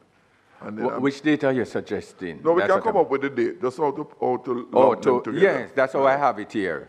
That's how I have it here. To put those in under one, and then to put the Special Economic Zone, the cannabis, and the small and medium-sized businesses together, because they are from the same parent ministry. Yeah. So I am suggesting that we do that for January 21st along with BOJ, Because It BOJ seems compliance crowded, report. Chairman. Seem crowded.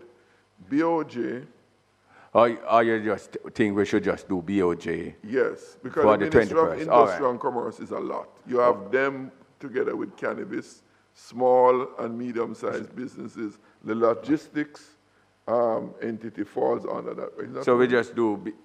just do BOJ, and when we come at that time, we set the date to deal with those other things. Well, all right? we could do it now. You have some clear dates after the 21st? Because the dates that usually comes after that, they have the opening of Parliament. No, and man. For so on. Parliament, So that is in February. February. The later part of February. No, the earlier part of February. Early usually. part of February. Yes. So I'm saying we could set dates. When we come January, after that meeting, we set some dates. We could set 2 dates when we come in January. The reason why I'm prompted to say set the dates, and it probably could change if I have a problem, because we need to give the entities adequate lead time to prepare. So if you give them the lead time and you have to change it, then they would have prepared already. But I wouldn't want us... I'm thinking maybe we could for February.